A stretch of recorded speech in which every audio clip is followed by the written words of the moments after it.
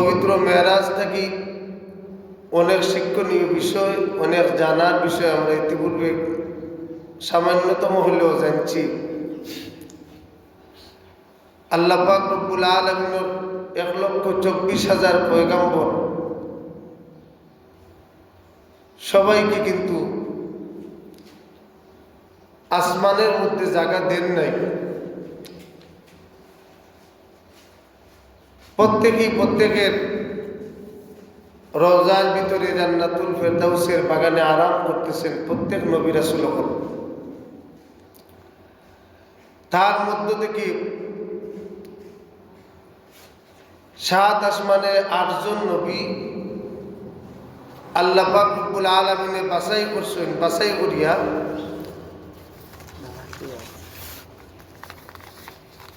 করিয়া এক থেকে নিয়ে 7 নম্বর আসমানের মধ্যে তাদেরকে রাখছেন। তাদের কিছু কারণ আছে। হযরতে আদম আলাইহিস সালাম প্রথম আসমানের মধ্যে আদম আলাইহিস সালাম 350 বছর ত্যাগ স্বীকার করছেন। আমার আল্লাহ পাক রব্বুল আলামিন কিন্তু ত্যাগীদেরকে মূল্যায়ন করেন বেশি। এখনো আমরা যদি ত্যাগী হইতাম পারি, বিসর্জন দিতাম পারি, আমাদের নফস, আমাদের আকল, নফসকে বিসর্জন দেওয়া এবং আকলকে কাজে যদি লাগাইতাম পারি, এখনো আল্লাহ পাক রব্বুল আলামিন ত্যাগীদেরকে মর্যাদা দেন, যা ইতিহাসের পাতা করলে বুড়ি বুড়ি প্রমাণ। হযরতে আদম আলাইহিস সালাম 350 বছর ত্যাগ করছেন, যার কারণে আল্লাহ পাক রব্বুল আলামিন প্রথম আসমানের মধ্যে আসছেন। হযরতে ঈসা আলাইহিস সালাম এবং হযরতে ইয়াহইয়া আলাইহিস সালাম 2 নম্বর আসমান। ঈসা আলাইহিস সালামের অনেক ত্যাগ, ইয়াহইয়া আলাইহিস সালামের অনেক ত্যাগ। একজন আরেকজনের খালাতো ভাই ঈসা আলাইহিস সালাম এবং ইয়াহইয়া আলাইহিস সালাম। ঈসা আলাইহিস সালামের শেষ পর্যন্ত এমন এক অবস্থা হয়ে দাঁড়াইছিল, সবাই এক বাক্যে ঈসা নবীর আমলের মানুষগুলা বলতে শুরু করলো যে হযরত ঈসা আলাইহিস সালাম নাকি আল্লাহর পুত্র। জুড়ে হোক নাউযুবিল্লাহ। এমন অবস্থায় হযরত ঈসা আলাইহিস সালাম বাড়িঘর সারিয়া মাঠের পর মাঠ দৌড়িয়া দৌড়িয়া মহান রব্বুল আলামিনের নিকট খান্দন আর কইল, আল্লাহ, মানুষে যাই বলুক, কিন্তু আমি তো জানি আমি তোমার বান্দা, আমি তোমার গোলাম। জুড়ে হোক সুবহানাল্লাহ। এই যে ত্যাগটা করছেন ঈসা আলাইহিস সালামের, আল্লাহ পাক রব্বুল আলামিন পুরস্কৃত করিয়া 2 নম্বর আসমানের মধ্যে রাখছেন। সুবহানাল্লাহ। 3 নম্বর আসমানের মধ্যে আছেন হযরত ইউসুফ আলাইহিস সালাম। ইউসুফ আলাইহিস সালামের ত্যাগ 1 বছর 2 বছর নয়, ইউসুফ আলাইহিস সালামের ত্যাগ 40-এর উপরে।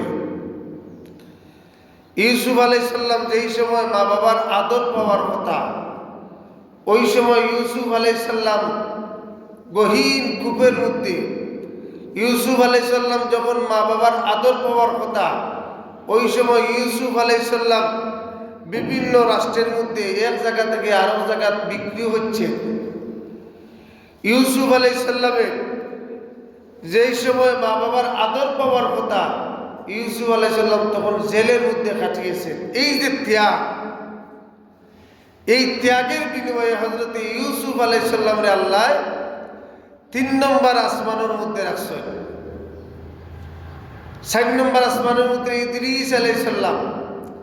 ইদ্রিস আলাইহিস সালামের ত্যাগ কেমন ত্যাগ!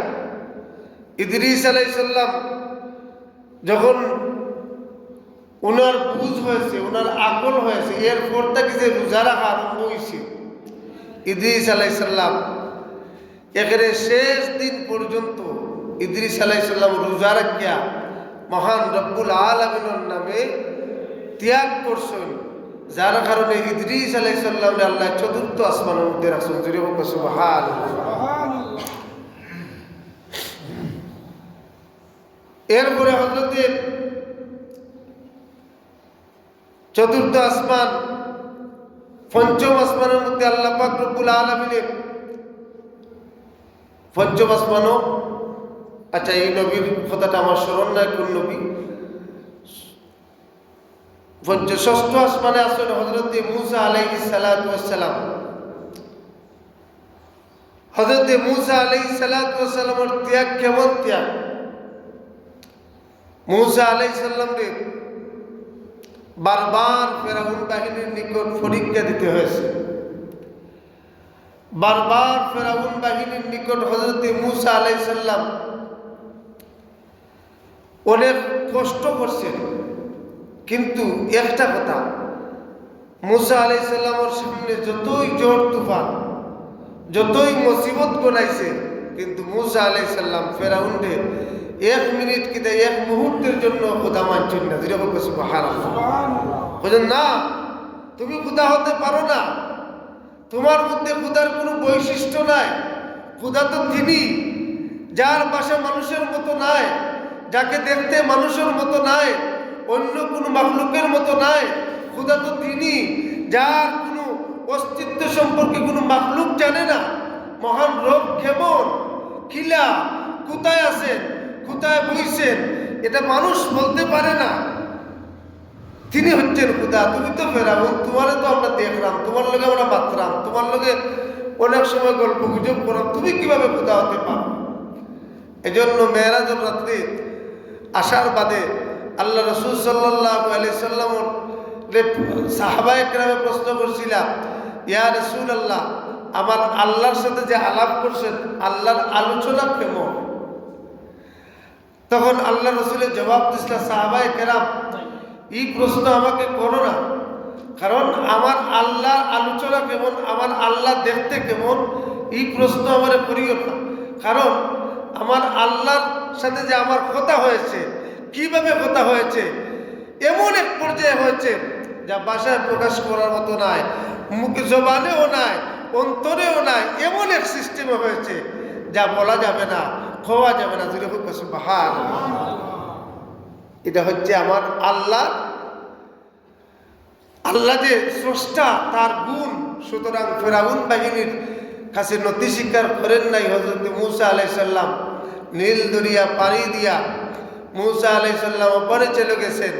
আল্লাহ পাক রব্বুল আলামিন নীল দরিয়ার মধ্যে ফালাইয়া ফেরাউন বাহিনী ধ্বংস করছেন। এই যে ত্যাগটা মূসা আলাইহিস সালামে করছেন, যার কারণে হযরত মূসা স্থান 6 নম্বর আসমান হয়েছে। যেরকম সুবহানাল্লাহ। 7 নম্বর আসমান হযরত ইব্রাহিম আলাইহিস সালাম।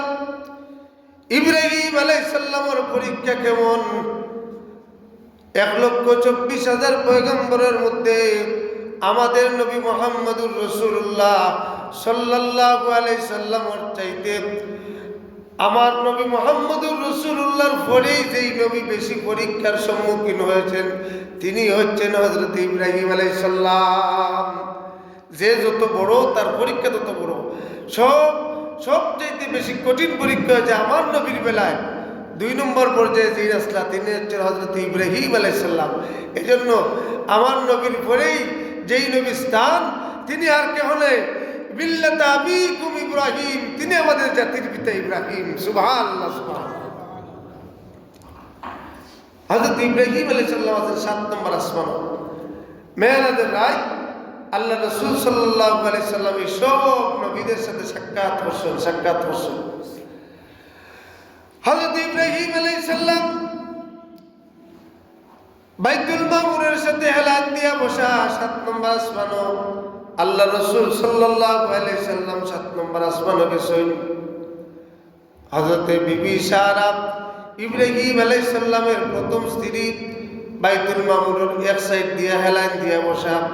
হযরত ইব্রাহিম আলাইহিস সালাম আরেক সাইড দিয়া হেলান দিয়া বসা। বাইতুল মামুর কোথায়? বলে কাবা শরীফের সোজা উপরে বাইতুল মামুর।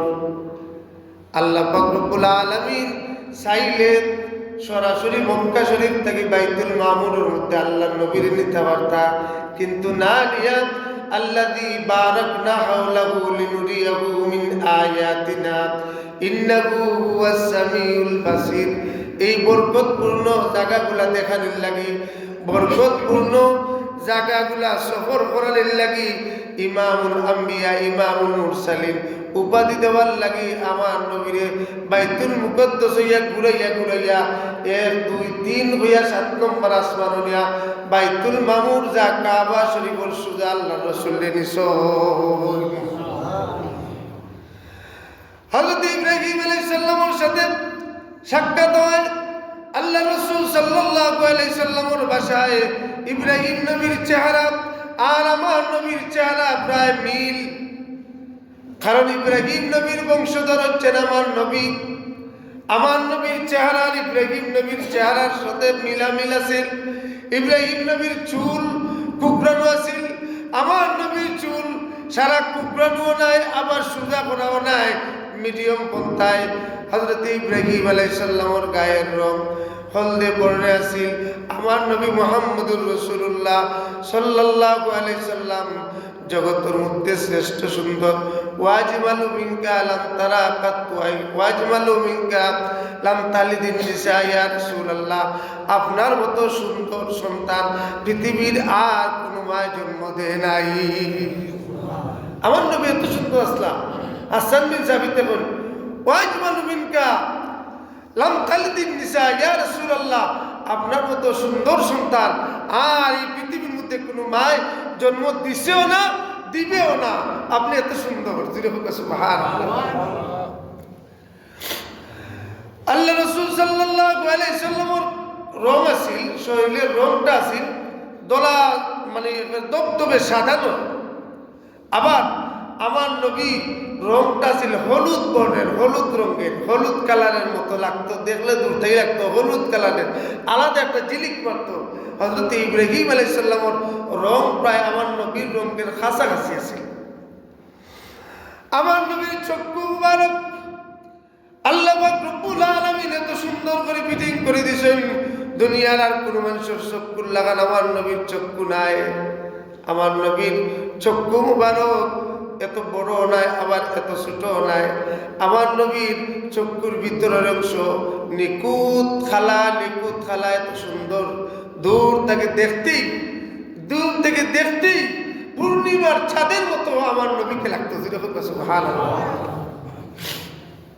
যাই হোক হযরত ইব্রাহিম আলাইহিস সালামের সাথে সাক্ষাৎ হইল 7 নম্বর আসমানও আল্লাহ রাসূল সাল্লাল্লাহু আলাইহি ওয়াসাল্লাম দেখলা জিবরাইলে পরিচয় করায় দিলা ইয়া রাসূলুল্লাহ আপনার আদি জাতির পিতা ইব্রাহিম আলাইহিস সালাম আপনি ওনার সাথে ভালো মন্দ আলোচনা করুন হযরত ইব্রাহিম আলাইহিস সালামের সাথে সালাম আদান প্রদান হইল আলোচনা হইল ইব্রাহিম আলাইহিস সালামের দোয়া দিলা আমার সন্তান তোমাকে আমি দোয়া দিলাম ইব্রাহিম আলাইহিস সালামে আমার নবীরে দোয়া দিছে দেওয়ার পরে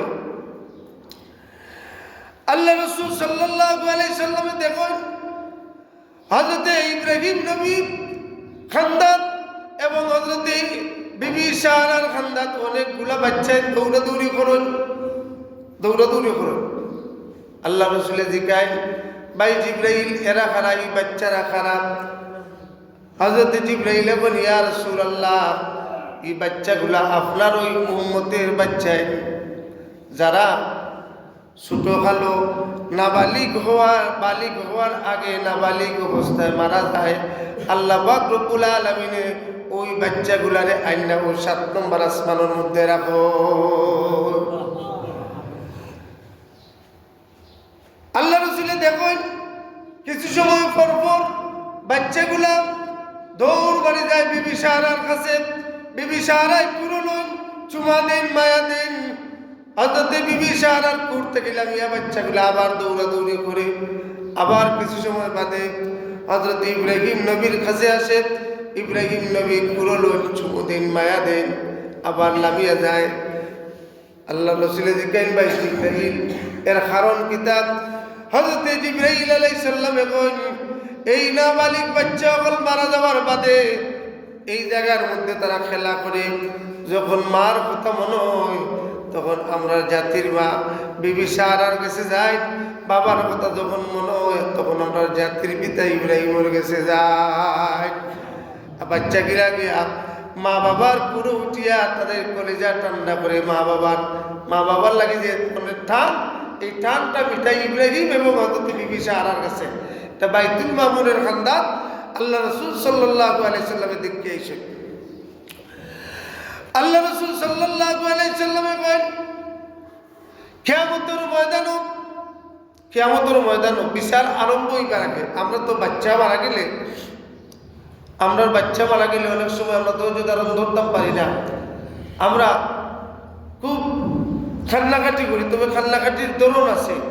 যদি আমরা সবুর করিয়া টিপা চকুর পানি ফালাই, এই মাটিত না গড়িয়া মাটিত না গড়াইয়া এই যে এমন এক খান্দন ইলা খান্দন না দিয়া টিপা যদি আল্লাহর কাছে খান্দি, সবুরের সুরতে যদি খান্দি, আমার বাচ্চা নিছে কি আল্লাহ এই বাচ্চাটা আমার পরকালও নাজাতুর উসিলা বানাই দিও, আল্লাহুম্মা আজিরনি ফি মুসিবাতি ওয়া আখলিফ লি খাইরাম মিনহা, এটা দোয়া যদি আমরা করতাম পারি তাহলে কাল কিয়ামতের ময়দানে এই বাচ্চাগুলা খামে আইব। সুবহানাল্লাহ। কিভাবে খামে আইব? হাসরের মাঠ আরম্ভ হয়ে যাবে, হাসরের মাঠের বিচার কার্যক্রম আরম্ভ হবে। হওয়ার আগে আমার আল্লাহ পাক রব্বুল আলামিন দেখবা নাবালিগ বাচ্চাতে হাসরের মাঠে দৌড়াদৌড়ি করবো। কোনো খাজর শুরুতে যদি বাচ্চাতে দৌড়াদৌড়ি করলে খাজর একটা সমস্যা হয় না। আল্লাহ পাক রব্বুল আলামিনের ডাক দিয়া কইবা, ও জিবরাইল ফেরেশতা, এই বাচ্চাগুলো দৌড়াদৌড়ি করে এদেরকে ঘোষণা করে দাও এরা যেন জান্নাতে চলে যায়। সুবহানাল্লাহ। বাচ্চাদের তো কোনো গুনাহ নাই, বাচ্চাদের যে সময় ইন্তেকাল করছে এরা তো গুনাহ করবার টাইম পেয়েছে না, সুতরাং এরার হিসাব নিকাশও নাই। 18,000 মাখলুকাতের মধ্যে খালি ইনসান এবং জিন এই দুই জাতির হিসাব হবে, আর কোনো মাখলুকের হিসাব নাই। ছোট বাচ্চা যারা এরারও হিসাব নাই, এদেরকে ঘোষণা করে দাও এরা তো জান্নাতে চলে যায়, জান্নাতে চলে যাও। হযরত জিবরাইল আলাইহিস সালাতু ওয়াস সালাম এই ঘোষণা দিবা, তোমরা জান্নাতে চলে যাও, তোমাদের স্থান জান্নাত। বাচ্চারা ডাক দিব, জবাব দিব, ও জিবরাইল আমরা জান্নাতে যাইতাম না যত সময় পর্যন্ত আমরার মা এবং বাপরে না দিবা। আগে আপনার মা বাপ দেও, কারণ দুনিয়াতে আপনার মা বাপ পাইছি না, মানে জান্নাতে যাইতাম আপনার মা বাপ দেও লোকে, আমরা আমার মা বাপরে নিয়ে যাইব। আল্লাহ পাক রব্বুল আলামিনের কাছে হযরত জিবরাইল ফরিয়াদ করেন, ও আমার মালিক মওলা, বাচ্চান তো মা বাপ ছাড়া জান্নাতে যাইতো নাই। আল্লাহ পাক রব্বুল আলামিনের বিবাহ জিবরাইল একজন ফেরেশতারে তার মার ডক ধরাইয়া, আরেকজন ফেরেশতারে তার বাবার ডক ধরাইয়া তার সামনে উপস্থাপন করো। একজন মা একজন বাবা ফেরেশতা। হযরত জিবরাইল আলাইহিস সালামে ঘোষণা দিবা, প্রত্যেকের মা বাবা আছেন তোমরা যাও। সব বাচ্চাগুলা জিবরাইল আলাইহিস সালামের ঘোষণা শুনিয়া যেই ফেরেশতাগুলোরে মার ডক এবং বাবার ডক ধরাইয়া ডিজাইন করিয়া দিছেন, এরা পুরোগে উঠবো, পুরো উঠটা নাকল লগে নাক লাগাইয়া বাচ্চা টান দিব, টান দিয়া করতে গেলাম জিবরাইল বেহেশত যাইতাম না, ই তো আমার মা নাই, ই তো আমার বাপ নাই, আমার গেরান লোকে গেরান মিলেন না, ই আমার মা বাপ নাই, হাসানোর মা বাপ দেব। আল্লাহ পাক রব্বুল আলামিন ঘোষণা দিবা, জিবরাইল সারিয়া দাও হাসরের মাঠ, বাচ্চাইতে তার মা বাপ যেন খুঁজাইয়া বার করিলাই। সব বাচ্চাইতে হাসরের মাঠ দৌড়াদৌড়ি আরম্ভ করবো, খুঁজাইতে নাকর লগে নাক লাগাইয়া গেরান টান দিয়া যখন মা বাবার খুঁজ পাইব, আত দরি ও বাচ্চাইতে জান্নাত মা বাপ লইয়া যাইব।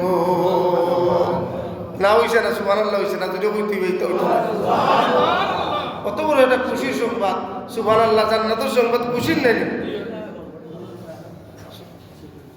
আল্লাহ পাক রব্বুল আলামিন ঘোষণা দিবে, যাও জান্নাতে চলে যাও, বাচ্চাদের মা বাপরে জান্নাতে লইয়া যাইব। দুনিয়ার যদি কোনো বাচ্চা থাকে, দুনিয়ার যদি আপনার কোনো সন্তান থাকে, আরে ভাই এই সন্তান তো দুনিয়া তো অনেকের মা বাপরে খাওয়ান না, ইগু খামে আইতে পারে নাও আইতে পারে, ইগু বড় হইলে খাওয়াইতে পারে নাও খাওয়াইতে পারে, কিন্তু গ্যারান্টি যেই বাচ্চাটা নাবালিক অবস্থায় মারা গেছে, এই বাচ্চাটা ও খামা নাই বেখামা নাই, এই বাচ্চাটা সত্যি সত্যি খামর। এই বাচ্চার উপরে ভরসা করা যায়। আল্লাহ পাক রব্বুল আলামিন চাইলে এই বাচ্চার মাধ্যমে আপনারা জান্নাত দিতে পারো। সুতরাং এই জিন্দা বাচ্চা থেকে নাবালিক বাচ্চা যে মারা গেছে, তার মর্যাদা, তার মূল্য আপনার কাছে অনেক বেশি। কারণ জিন্দা বাচ্চায় খাবে আইতেও পারে না আইতে পারে, হেদায়তর দোয়া করতে করতে মা বাপে বাচ্চা এর মাধ্যমে হেদায়ত না, নমাজের কথা হইতে হইতে নমাজ পড়েন না, বাদ ঘাট সার হইতে হইতে বাদ ঘাট সারেন না। কারণ এই বাচ্চার প্রতি ভরসা করা যায় না। আল্লাহ রাসূল সাল্লাল্লাহু আলাইহি সাল্লাম মেরাজের রাত এই দৃশ্যগুলো দেখছেন। 7 নম্বর আসমানের মধ্যে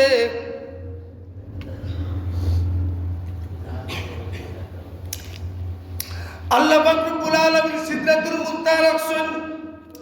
7 নম্বর আসমানের মধ্যে বেহেশত দুজক রাখছেন।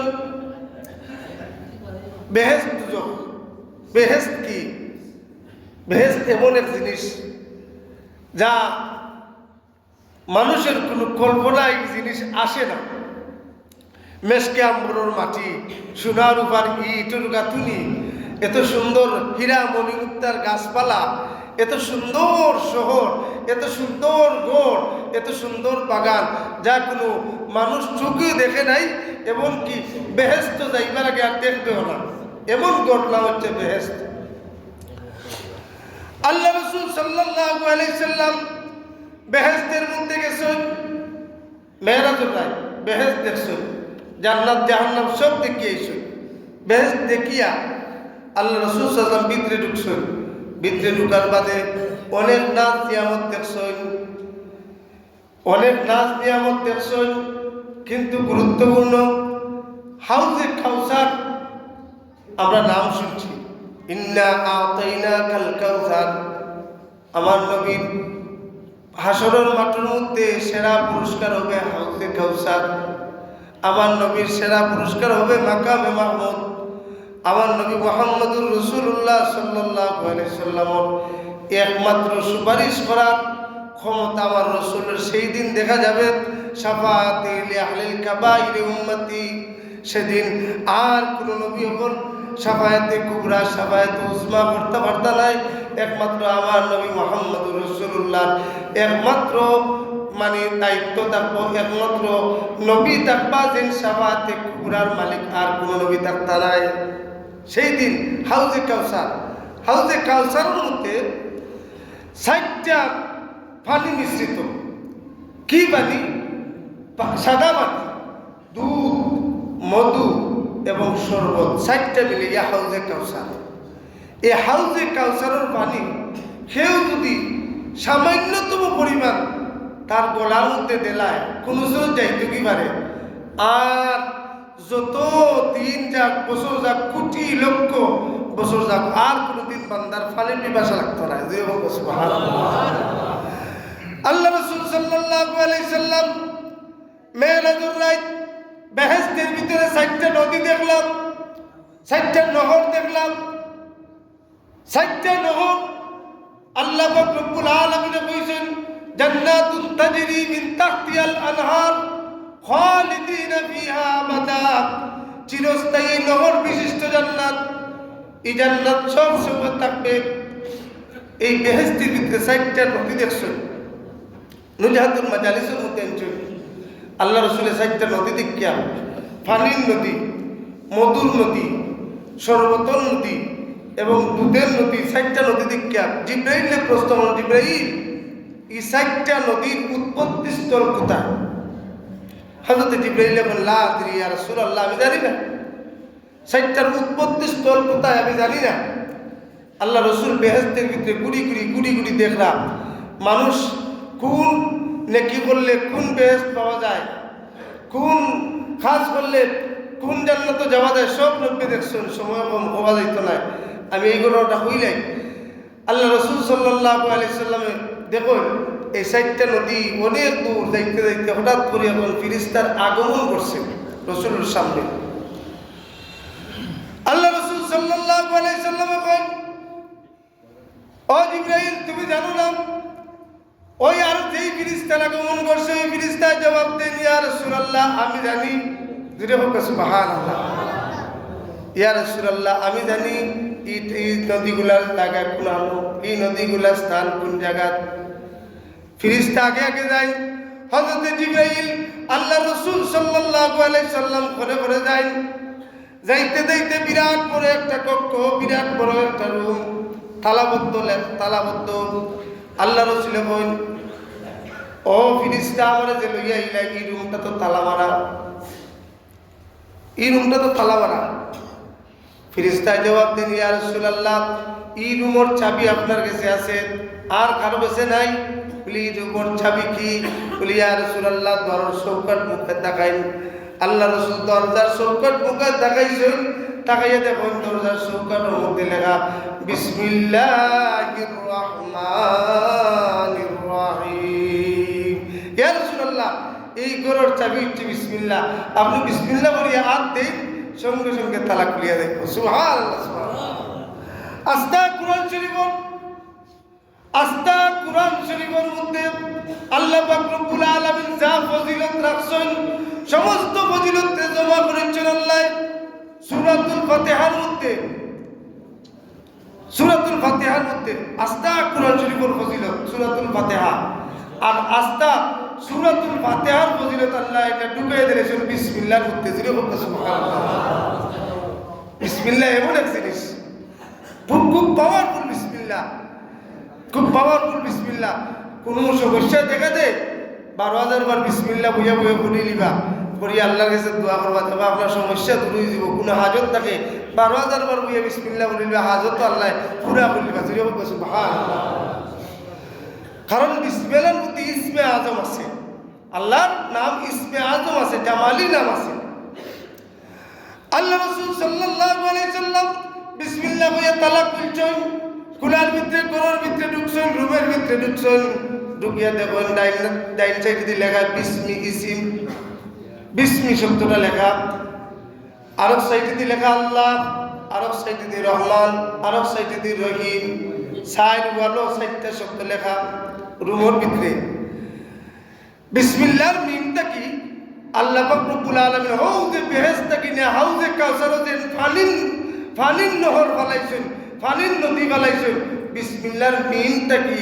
ও নদীর উৎপত্তি জিরে হোক সুবহানাল্লাহ